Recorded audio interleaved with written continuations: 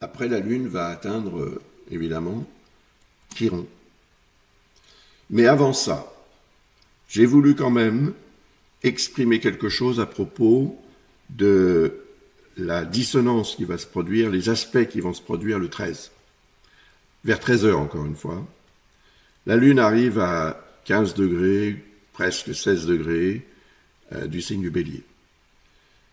Là, encore une fois, elle forme une dissonance relative, c'est le quinconce, avec cette conjonction Vesta-Lune noire. On peut se sentir déstabilisé par une manifestation émotionnelle subite,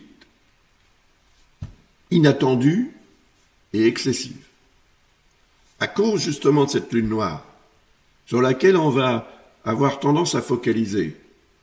Mais ce ne sera pas forcément la meilleure option.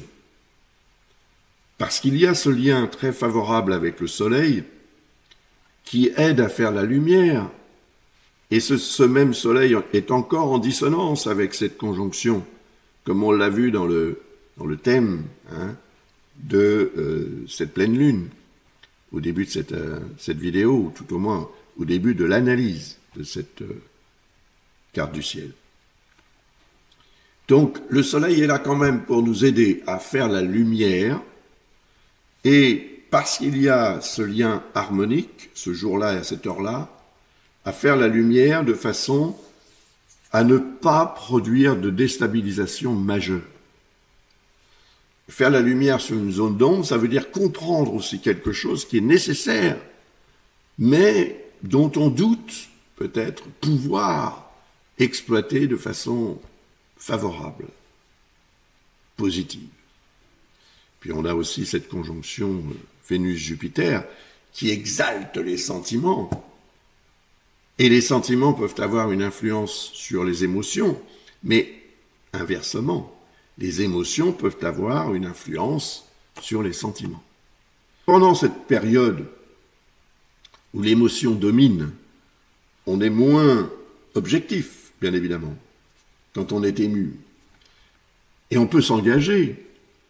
On peut effectivement y croire, comme on dit. Et se retrouver quelque temps plus tard avec une erreur à gérer. Ce qui serait dommage. Donc ce jour-là, il faut faire preuve de vigilance, de réalisme, et surtout éviter tout emballement, tout empressement qui pourrait déboucher sur une déception. Faites la lumière sur cette zone d'ombre, comprenez-la, acceptez-la et peut-être partagez-la pour que tout soit plus clair dans votre vie, dans votre fort intérieur, dans votre relation, quelle qu'elle soit, sentimentale ou autre, familiale aussi bien sûr. Vénus et Jupiter sont en Cancer, c'est le signe de la famille. Ensuite, donc la Lune va rejoindre Chiron.